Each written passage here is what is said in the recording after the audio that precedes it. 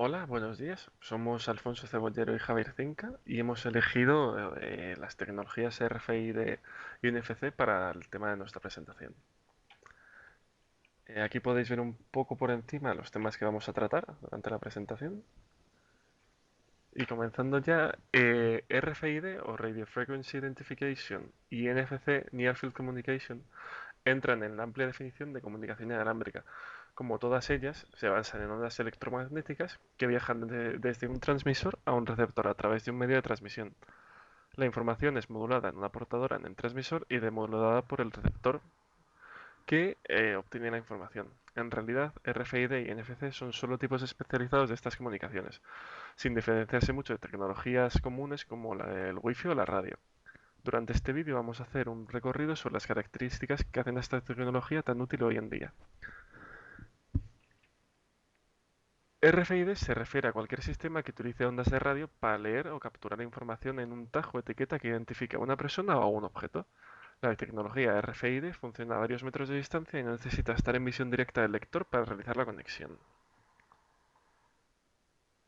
El esquema típico de estas tecnologías contiene cada uno de los componentes básicos de una tecnología RF: una antena, un receptor, un modulador, demodulador y otros elementos que esperarías encontrar en cualquier tipo en este tipo de sistemas.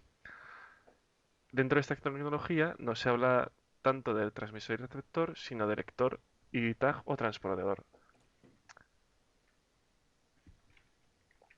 No todos los tags son del mismo tipo. Existen los tags pasivos, los activos y los semipasivos. Una etiqueta o tag pasivo no dispone de su propia energía, tiene que utilizar la portadora que emite el lector para operar. Esto conlleva que el rango se ve severamente reducido. Por otro lado, estas son menos costosas y más cómodas de portar al no requerir de una batería propia para operar. Cualquiera de vosotros posee varios tags de este tipo, como pueden ser vuestras tarjetas de transporte, de pago, etc. Pasando a los tags, Pasando a los tags activos, estos son más robustos debido a que tienen que llevar una batería para poder operar. La presencia de la batería también presenta algunos problemas a considerar, como puede ser su vida útil, el coste o el impacto ambiental. Sin embargo, tienen muchas ventajas, como el hecho de que pueden tener memorias más largas y se pueden leer desde más lejos, además de poder anunciar su presencia transmitiendo periódicamente un pequeño mensaje o baliza, beacon en inglés. En cuanto a las etiquetas semipasivas, reciben la energía del lector, pero sí que disponen de una batería interna para mantener la lógica dentro del tag.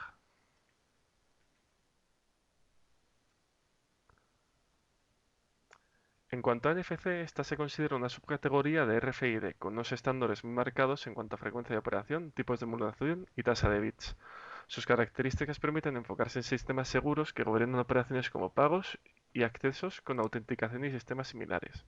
Su punto fuerte está en la velocidad de comunicación, que es casi instantánea sin necesidad de emparejamiento previo. El alcance de la tecnología NFC es muy reducido, pero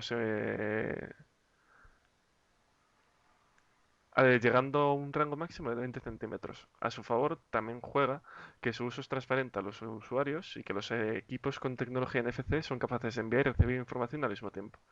Es una plataforma abierta pensada desde el diseño para teléfonos y dispositivos móviles, y su enfoque, como ya se ha dicho, está enfocado hacia una comunicación instantánea en aplicaciones como las que se han mencionado, como los pagos o el acceso.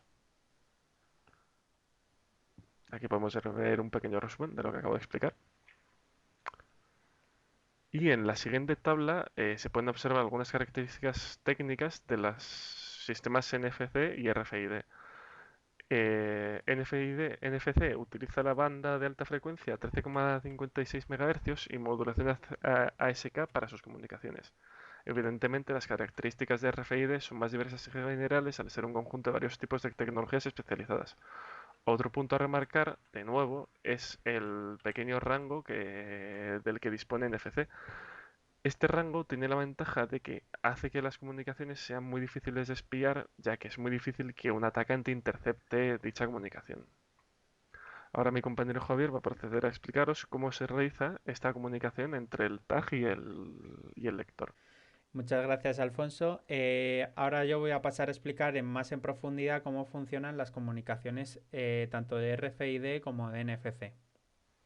Todos los sistemas que usan RFID y NFC usan las denominadas bandas ISM, bandas radio industriales, científicas y médicas. que son bandas de radio reservadas internacionalmente para el uso de energía de radiofrecuencia para fines industriales, científicos y médicos.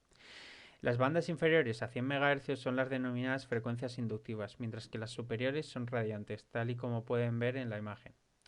Las bandas más usadas por RFID son las de low frequency en 125 a 134 kHz, en high frequency 13,56 MHz, que es lo que utiliza NFC, y en ultra high frequency de 860 a 960 MHz. Incluso hay casos de uso que utilizan 2,4 GHz, que ya son microondas. Para comprender cómo funcionan estas comunicaciones debemos explicar más en detalle el comportamiento del uso de estas frecuencias, y para ello se definen a través de las ecuaciones de Maxwell dos campos, el campo cercano y el campo lejano. Los efectos sobre campos cercanos se van mitigando, empezando a tener más predominancia los efectos sobre campo lejano.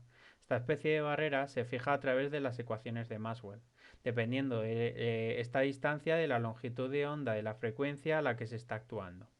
El campo cercano es una región en la que hay fuertes efectos inductivos y capacitivos de las corrientes y cargas en la antena que provocan que componentes electromagnéticos no se comporten igual a las radiaciones en campo lejano. Para NFC, ya que estamos trabajando en una frecuencia de 13,56 MHz, se fija la frontera entre el campo cercano y el campo lejano unos 3,5 metros. Sobre el campo cercano, a su vez, se fijan dos zonas distintas, la zona reactiva y el campo cercano radiativo, que es la región de Fresnel. Estas dos zonas también se determinan según la frecuencia usada y su longitud de onda. En la zona reactiva, la antena receptora tiene un gran impacto en la antena transmisora, mientras que en la región de Fresnel los efectos inductivos de la antena receptora tienen menos efectos sobre el transmisor. La relación en RFID o en NFC entre el lector y un tag en la región reactiva, es decir, la primera región de campo cercano, se puede asemejar a la relación que ocurre entre el bobinado primario y el bobinado secundario en un transformador, siendo la única diferencia que en NFC no hay ningún conector uniendo ambas líneas. Pero tal y como pasa en un transformador, el cambio de la impedancia en el segundo bobinado, que sería el tag en este caso, se vería reflejado en un cambio sobre la corriente del primer bobinado, que sería el lector. Debido a esto es posible una comunicación bilateral entre el lector y el tag. Una vez el tag ha sido alimentado, puede recibir datos del lector desmodulando la frecuencia portadora y puede mandar datos variando la carga de impedancia que el lector ve. El circuito típico de un lector NFC es muy similar a cualquier transceptor de radiofrecuencia. En este caso vemos un lector NFC RFID y un tag. Como es obvio, todo el cómputo y la inteligencia del sistema pasa por el lector, que controla los inicios y la sincronización y demodulación de los datos y controla la banda base que se utiliza. Mientras que el tag, como ha explicado Alfonso, puede ser elementos pasivos y muy simples. El lector, por lo tanto, genera el campo de radiofrecuencia que luego el tag usa para alimentarse. Dentro del tag suele haber una memoria PROM, que son memorias de solo lectura reprogramables, o una ROM, que son memorias también de solo lectura, pero que en este caso no son reprogramables. Estas memorias son muy pequeñas, de unos pocos kilobytes, y albergan el identificador o un código de un programa, además de distinta información sobre la fabricación de la propia etiqueta. Una vez que ya hemos visto sobre qué bandas funciona NFC y RFID, vamos a ver cuáles son la modulación y qué codificación utiliza.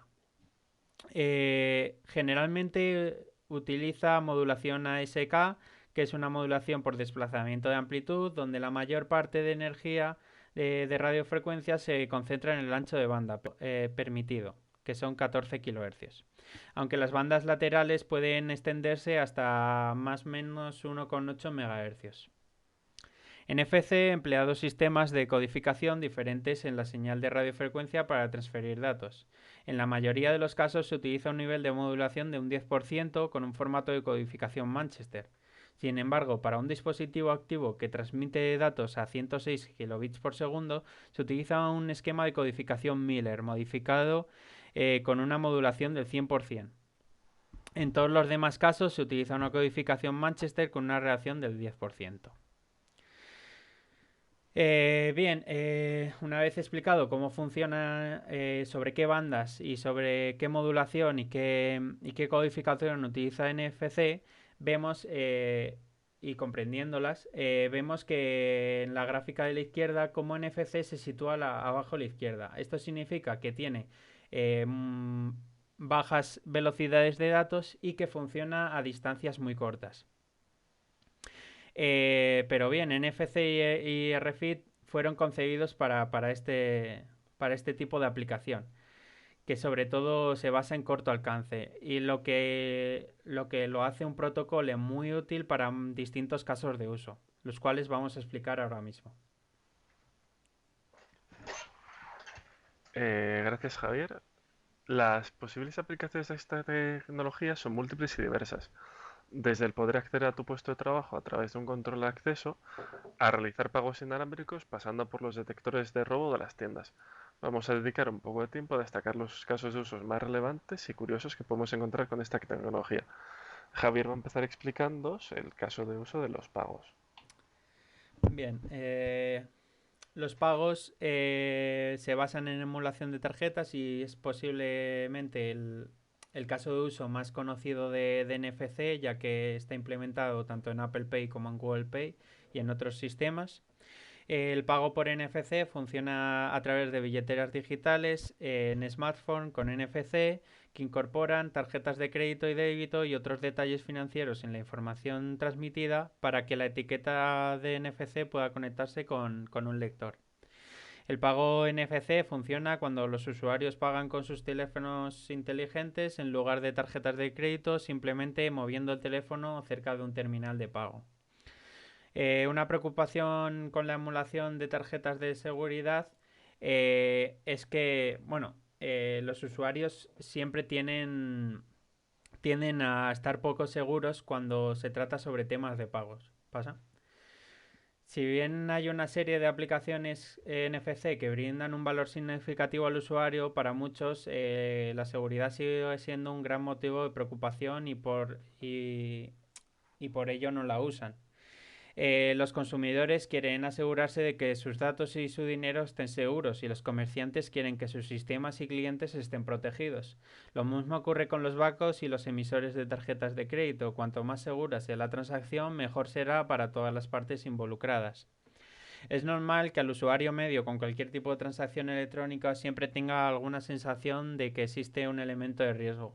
Y los pagos móviles basados en NFC no son diferentes. Es por ello que nos hacemos la pregunta, ¿cómo de seguro es realmente pagar con NFC? Hay diversos riesgos potenciales como pueden ser man in the middle, que simplemente por la propia naturaleza de NFC se limita intrínsecamente este riesgo, ya que no funciona a más de 4 centímetros. Además, NFC tiene canales seguros para pagos móviles, donde los datos se cifran y solo un dispositivo autorizado, como puede ser un terminal POS, que puede ser un datáfono, puede descifrarlos. Otro riesgo es la manipulación de datos. Este riesgo se da cuando se manipulan o se intentan corromper la comunicación de datos que se están transmitiendo a través de NFC, pero para ello NFC reduce significativamente este riesgo mediante otra vez canales seguros. Incluso algunos dispositivos tienen la capacidad de escuchar y prevenir ataques de corrupción de datos. Por último, otro riesgo potencial es el robo del dispositivo, pero bueno, esto se solventa mediante una identificación al móvil en caso de robo y otros tipos de aplicaciones como puede ser en Google, en cuanto te roben el móvil, ir al administrador de dispositivos y eliminar todos los detalles financieros, o en Apple que una vez le das a buscar mi teléfono, la funcionalidad de buscar mi teléfono, se borra toda esta información financiera. Además, en Apple Pay también está metido la huella dactilar para habilitar el pago, lo que hace casi imposible que el robo de dispositivo suponga una carga al usuario. Medidas de seguridad. Eh, las preocupaciones de seguridad no son exclusivas de pagos móviles, sino también de otras aplicaciones de NFC, que ya sean proyectos potenciales o que están ya en uso. Sin embargo, ya se han hecho muchas cosas para garantizar tanto que los pagos NFC sean seguros como también que sean seguras para todas las partes involucradas, comerciantes y consumidores. Debido a su propia naturaleza, como hemos visto en los riesgos, NFC, al tener que estar a 4 centímetros para comunicarse, los ataques son más difíciles de ejecutar. Como se mencionó anteriormente, muchos ataques que pueden ser un problema para este tipo de transferencia de datos. NFC, al tener que estar a 4 centímetros para comunicarse, los ataques son más difíciles de ejecutar. Como se mencionó anteriormente, muchos ataques que pueden ser un problema para este tipo de transferencia de datos. NFC son casi imposibles y requeriría que el atacante esté muy cerca de los dispositivos que se comunican entre sí para poder funcionar. Además, hay dos tecnologías que se están utilizando. La información confidencial se protege en las carteras digitales a través de estas dos tecnologías, que son HCE, que es Host Card Emulation, que está basada en la nube, y Secure Element SE, que está basada en dispositivos. HCE es la emulación de la propia tarjeta del usuario, emula la tarjeta física y almacena información segura de la cuenta en la nube en lugar de en el propio dispositivo, como sería en Secure Element. NFC son casi imposibles y requeriría que el atacante esté muy cerca de los dispositivos que se comunican entre sí para poder funcionar. Además, hay dos tecnologías que se están utilizando. La información confidencial se protege en las carteras digitales a través de estas dos tecnologías, que son HCE, que es Host Card Emulation, que está basada en la nube, y Secure Element SE, que está basada en dispositivos. HCE es la emulación de la propia tarjeta del usuario, emula la tarjeta física y almacena información segura de la cuenta en la nube en lugar de en el propio dispositivo, como sería en Secure Element. Google Pay utiliza HCE para permitir que las transacciones de pago móvil se completen de forma segura. Y además utiliza un nivel de tokenización, pero dado que los datos de pago se almacenan en la nube y que la tokenización además se basa en la nube, hace que esta tecnología para algunas personas no sea del todo segura. Google Pay utiliza HCE para permitir que las transacciones de pago móvil se completen de forma segura. Y además utiliza un nivel de tokenización, pero dado que los datos de pago se almacenan en la nube y que la tokenización además se basa en la nube, hace que esta tecnología para algunas personas no sea del todo segura. Momento seguro ese eh, los pagos NFC siempre se han hecho a través de esta tecnología. Es un chip que contiene la información confidencial, como puede ser información de la cuenta o de la tarjeta. Y bueno, se ha utilizado sobre todo para pagos móviles esta tecnología. Está basada en dispositivo y lo que incorpora es un chip MV, como sería el de la propia tarjeta de crédito. Y por ejemplo en Apple Pay se usa el elemento seguro, el Secure Element, dentro del mismo dispositivo en una parte separada de lo que es la iOS. Pero también tiene características de seguridad que incluyen tokenización y autenticación a través de huellas digitales. Por lo tanto, podemos decir que los pagos móviles a través de NFC son seguros.